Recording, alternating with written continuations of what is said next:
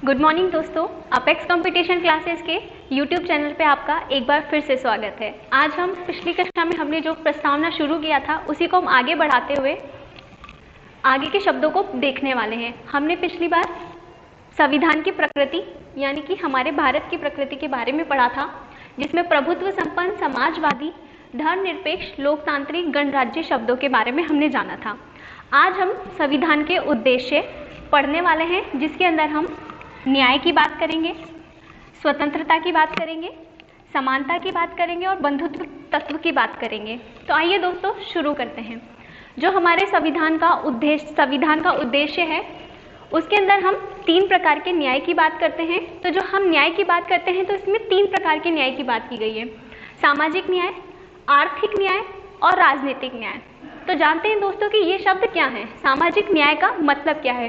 तो देखिए दोस्तों, सामाजिक न्याय का अर्थ ये है कि आप किसी भी व्यक्ति को जाति, धर्म, लिंग, वर्ग के आधार पर उसके साथ भेदभाव नहीं करेंगे।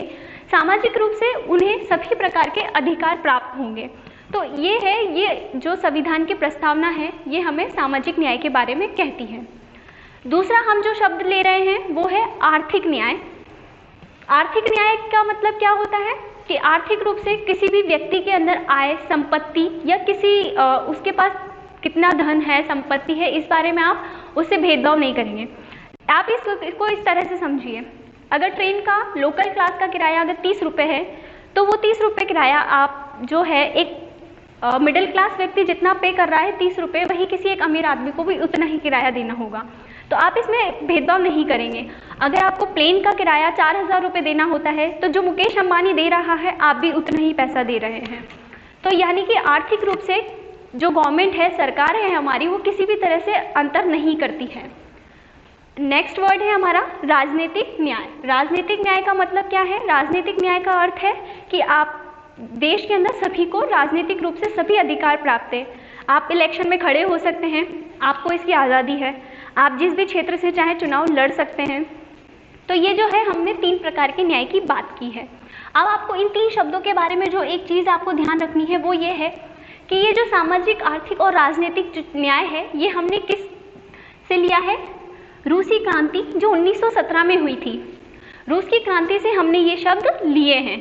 तो आपको इन चीज़ों के बारे में जो ध्यान रखना है कि 3 प्रकार का न्याय संविधान का उद्देश्य है, जिसके अंदर ये है, और रूस की क्रांति से हमने ये तीनों शब्द लिए हैं। ठीक है, अब हम नेक्स्ट बात कर रहे हैं 5 प्रकार की स्वतंत्रता। अब स्वतंत्रता के बारे में क्या है? 5 प्रकार की स्वतंत्रता: विचार, अभिव्यक्ति, धर्म, विश्वास, उपासना की स्वतंत्रता की हम बात कर रहे हैं। जिसमें आप देखिए, अभिव्यक्ति, धर्म, विश्वास व उपासना की स्वतंत्रता के लिए आप जो है ये न्यायोचित हैं। आप इसके अगर इनका कभी हनन होता है तो आप इनके लिए कोर्ट के दरवाजे खटखटा सकते हैं, क्योंकि आप जानते हैं कि हम भारत में रहते हैं, हमें अभिव्यक्ति की स्वतंत्रता प्राप्त है। हम जो है किसी भी प्रकार की बात बोलने के लिए, किसी भी प्रकार के धर्म में को मानने के लिए, किसी भी व्यू पॉइंट के अंदर विश्वास करने के लिए, और हम किसी भी भगवान या फिर आप कहे किसी भी चीज़ को मानने के लिए, किसी भी भगवान को मानने के लिए हम स्वतंत्र हैं। तो ये 5 प्रकार की स्वतंत्रताएं हैं, जिसके अंदर से आप 4 प्रकार की जब हम बात करते हैं इन चारों की, तो इन चारों के लिए आप कोर्ट पे जा सकते हैं, यानी कि ये न्यायालय से वाद योग्य हैं। एक हम जब विचारों की बात करते हैं तो आप जानते हैं कि हमेशा ये कंट्रोवर्शियल रहता है कि जैसे कि आप हमेशा देखते हैं कि किसी पार्टी के किसी वक्ता ने किसी व्यक्ति के खिलाफ या फिर हमारी सरकार के खिलाफ कुछ बोला है, तो उसके खिलाफ कैसे होता है कि मानहानि का केस दर्ज कर दिया जाता है। जब आप इन तरह की बातें करते हैं तो यानी कि आपको विचार प्रकट करने की स्वतंत्रता तो है, लेकिन वो किसी अन्य व्यक्ति को हानि ना पहुंचाए, इस तरह से आप उसका इस्तेमाल कर सकते हैं। तो अब विचारों का क्या है कि विचार तो देखिए सभी के अलग अलग हो सकते हैं, विचारों के बारे में हम नहीं बोल सकते, जितने लोग उतने ही विचार, सभी के अलग अलग विचार हैं। तो ये जो वर्ड है और इनकी जो भावना है, ये हमने इसमें ध्यान रखना है आपको। फ्रांस की क्रांति से हमने ये तत्व लिया है, जो 1789 से लेकर 1799 तक हुई थी। तो आप इसके अंदर ये चीज़ ध्यान रख सकते हैं। ठीक है, अब हम बात कर रहे हैं समता की। 2 प्रकार की समता है हमारे यहाँ पे: प्रतिष्ठा और अवसर की समानता। यानी कि हम प्रतिष्ठा और अवसर की समानता जो है हमें मिलती हुई है। अब देखिए, अब इसके अंदर क्या है, जब हम समानता की बात करते हैं तो इसमें 3 प्रकार की चीज़ें हैं, 3 आयाम हम कहेंगे जिन्हें, यानी कि नागरिक रूप से समान होना, राजनीतिक रूप से समान होना, आर्थिक रूप से समान होना। अब जब आप नागरिक समानता की बात कर रहे हैं तो नागरिक समानता का अर्थ क्या है? देखिए, इस टॉपिक को पढ़ाने के लिए आप थोड़ा सा आगे बढ़ेंगे तब हम देखेंगे कि देखिए अब ये जो है आर्टिकल 14 से लेकर 18 तक, अनुच्छेद 14 से लेकर 18 तक जो समानता का अधिकार है, यानी कि हमारे मौलिक अधिकारों के अंदर जो आता है समानता का अधिकार, अनुच्छेद 14 से लेकर 18, यहाँ पर हमें 6 जो है नागरिक समानताओं की बात की गई है, किस तरह से है। तो इन आर्टिकल्स को एक एक करके हम मौलिक अधिकार वाले चैप्टर में देखेंगे।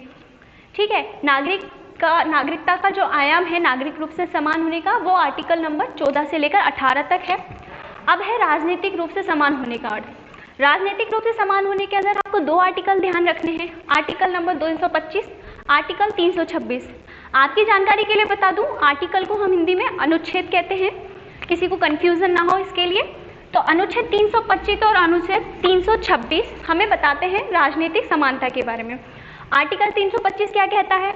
आर्टिकल 325 कहता है कि किसी भी व्यक्ति को रंग, जाति, धर्म, विश्वास के आधार पर आप मतदाता सूची के अंदर उसके होने के अयोग्य नहीं कर सकते हैं। ध्यान दीजिएगा, आप किसी भी व्यक्ति को अयोग्य नहीं कह सकते उसकी जाति, धर्म के आधार पर। ठीक है। आर्टिकल 326 कहता है लोकसभा और विधानसभाओं में व्यस्त मताधिकार का अधिकार, व्यस्त मताधिकार का अधिकार। आर्टिकल 326 यह कहता है। तो राजनीतिक रूप से हम स्वतंत्र हैं, समान हैं, इसके बारे में हमें ये आर्टिकल 325 और 326 बता रहे हैं। अब देखिए, आर्थिक रूप से समान होने का अर्थ क्या है? आर्थिक रूप से हम समान होने के बाद जब बात करते हैं तो इसके अंदर हमें अनुच्छेद 39 ध्यान रखना चाहिए। यानी कि आर्टिकल 39 किसके अंदर आता है? राज्यों के नीति निर्देशक तत्व। राज्यों के नीति निर्देशक तत्वों के अंदर जब हम बात करते हैं आर्टिकल 39 की, जब हम इसे देखेंगे तब हम इसे और अच्छे से समझेंगे। अभी के लिए आपको ये बता दूं कि जब आर्टिकल 39 आप देखते हैं तो इसके अंदर क्या है कि समान व्यक्ति को, स्त्री हो या पुरुष, उनको सभी को विकास के समान अवसर उपलब्ध करवाना और सभी व्यक्ति को यानी कि स्त्री और पुरुष को समान कार्य के लिए समान वेतन का देना, यह हमारे आर्टिकल नंबर 39 के अंदर लिखा गया है, जो आर्थिक रूप से समान होने की बात कहता है। ठीक है, आगे हम बढ़ते हैं। तो व्यक्ति की गरिमा, राष्ट्र की एकता तथा अखंडता, यानी कि एक प्रकार के हमने बंधुत्व की बात करी थी।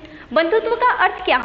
भाईचारे की भावना, एक दूसरे के साथ मिलजुल करके रहना, एक दूसरे का सम्मान करना बंधुत्व की भावना को दर्शाता है। तो बंधुत्व की भावना के 2 आयाम हैं। 2 आयाम क्या क्या होते हैं? व्यक्ति की गरिमा और राष्ट्र की एकता तथा अखंडता। राष्ट्र की एकता तथा अखंडता, व्यक्ति की गरिमा, ये बंधुत्व के 2 आयाम हैं।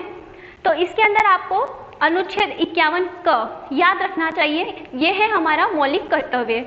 तो आप इन सभी जो आर्टिकल्स आ रहे हैं आपके, जिसके बारे में आप बिल्कुल भी चिंता ना करें, आगे के क्लासेस में हम इन सबको बहुत अच्छे से समझेंगे। जैसे जैसे हम आगे बढ़ेंगे इन सब के बारे में हम बहुत अच्छे से जानेंगे। तो ये आप अभी के लिए इतना जानिए, मौलिक कर्तव्य जो है हमें आर्टिकल 51 क, ये जो है हमें बंधुत्व की भावना को दर्शाते हैं। तो ये क्या क्या रहेंगे ये हम आगे की क्लासेस में जानेंगे। तो एक प्रकार का बंधुत्व। तो देखिए दोस्तों, हमने ये जो प्रस्तावना पढ़ी है इसके अंदर इसकी मूल प्रकृति क्या है, संविधान का उद्देश्य क्या है, संविधान लागू होने की तिथि जो 26 नवंबर 1949 है, ये हमें प्रस्तावना बताती है। तो कौन सी चीज़ कहाँ लिखी गई है, किस तरह से वो है, ये हमने इस चैप्टर के अंदर, इस टॉपिक के अंदर हमने प्रस्तावना के अंदर हमने जाना है। तो देखिए दोस्तों, आगे की आने वाली क्लासें आपके लिए बहुत बेनिफिशियल होने वाली है। आप जान सकेंगे कि किस तरह से संविधान को बनाया गया है, उसके अंदर किस तरह की चीज़ें हैं। तो आप इसके लिए आगे क्या, इन सभी को आगे अच्छे से और जानने के लिए आप हमारे साथ जुड़े रहिए। आगे की क्लास में फिर मिलते हैं। देखिए दोस्तों, अब आपको जो प्रस्तावना के बारे में है वो 2 चीज़ें हमेशा पूछी जाती हैं कि प्रस्तावना संविधान का भाग है या नहीं। ये जो सवाल है बहुत टाइम से कंट्रोवर्शियल रहा है कि संविधान की प्रस्तावना को उसका भाग माना जाए या नहीं। इसी के तहत दूसरा क्वेश्चन यह आता है कि संविधान की प्रस्तावना में अनुच्छेद 368 के तहत संविधान संशोधन किया जा सकता है या नहीं। तो ये दो एक ऐसे महत्वपूर्ण प्रश्न हैं जो हमेशा हमें कंफ्यूज करते हैं कि इनका जवाब क्या होना चाहिए। तो देखिए दोस्तों, इसके बारे में गवर्नमेंट ने, यानी कि जब भी न्यायालय के सुप्रीम कोर्ट के ऑर्डर्स आते रहे हैं, टाइम से कुछ केसेस होते रहे हैं जिनके बारे में इसको प्रस्तावना को थोड़ा सा जो है इसके बारे में कंट्रोवर्सी है, इसको दूर करने की कोशिश की गई है। तो पहला क्वेश्चन आता है कि प्रस्तावना संविधान का भाग है या नहीं। तो इसके लिए आप 3 केस ध्यान रखिए कि इनमें क्या कहा गया है। पहला मामला आता है बेरुवाड़ी संघ मामला 1960 का। तो इस वाले केस के अंदर सुप्रीम कोर्ट क्या कहती है कि संविधान की प्रस्तावना जो है उसका भाग नहीं है। ठीक है, तो पहले जब मामले में ये कहा गया है कि बेरुवाड़ी संघ मामले में ये कहा गया है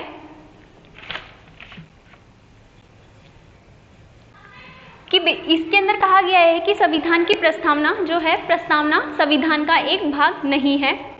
अब दूसरा केस आता है 1973 में, जो कि बहुत जाना माना केस है। इसके बारे में तो बहुत सारी चीज़ें हैं जो आपको याद होनी चाहिए। इस केस के अंदर बहुत सी ऐसी चीज़ें हैं जो संविधान में जोड़ी गई, उसके बारे में हमें बताया गया है। तो इस केशवानंद भारती मामला 1973 में जो आया था, तो सुप्रीम कोर्ट ने जो बेरुवाड़ी संघ मामले के अंदर जो अपना पहला वर्डिक्ट दिया था, उसी को चीज करते हुए इसके अंदर कहा गया है कि प्रस्तावना संविधान का भाग है। तो इस वाले मामले में क्या कहा गया है कि ये जो मामला है इसमें प्रस्तावना संविधान का भाग नहीं है। यानी कि पहले मामले में आप ध्यान रखेंगे, इस मामले में तो कहा गया है कि प्रस्तावना संविधान का भाग नहीं है। दूसरा मामला केशवानंद भारती मामला 1973, जिसमें कहा गया है कि प्रस्तावना संविधान का भाग है। यानी कि इस मामले में कह रहे हैं संविधान का भाग है। और अपने इसी वर्डिक्ट को और मजबूत करते हुए LIC ऑफ इंडिया का जब मामला 1995 में आया, इसके अंदर में भी कहा कि प्रस्तावना संविधान का भाग है। तो ये जो 3 केस है इस मामले में कि संविधान जो प्रस्तावना है वो संविधान का भाग है या नहीं, तो बेरुवाड़ी संघ मामला 1960 में तो कहा सुप्रीम कोर्ट ने कि ये इसका भाग नहीं है। केशवानंद भारती मामले 1973 के अंदर अपने ही वर्डिक्ट को चेंज कर करके कहा गया कि संविधान का भाग प्रस्तावना है। LIC ऑफ इंडिया का मामला जो 1995 में आया था, उसके अंदर भी अपनी बात को दोहराया और कहा कि प्रस्तावना संविधान का भाग है। अब दूसरा सवाल आता है कि इसके अंदर संशोधन किया जा सकता है या नहीं, कि संविधान की प्रस्तावना में संशोधन हो सकता है या नहीं। तो देखिए दोस्तों, आप जानते हैं समाजवादी, धर्मनिरपेक्ष और अखंडता जो शब्द है 42वें संविधान संशोधन अधिनियम 1976 के द्वारा इसके अंदर जोड़ा गया है। तो यानी कि अभी तक हमारी प्रस्तावना में एक बार संशोधन किया जा चुका है, तो प्रस्तावना में संशोधन किया जा सकता है। ये हमारे दूसरे सवाल का जवाब। आपको ये ध्यान रखना है, समाजवादी, धर्मनिरपेक्ष, अखंडता शब्द 42वें संविधान संशोधन अधिनियम 1976 के द्वारा प्रस्तावना के अंदर जोड़े गए हैं।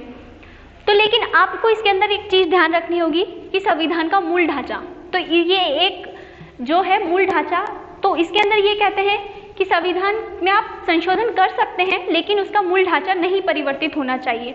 अब ये चीज क्या है, मूल ढांचा का जो कॉन्सेप्ट है संविधान के, इसके बारे में हम आगे क्लास में बात करेंगे कि इसका मतलब क्या होता है।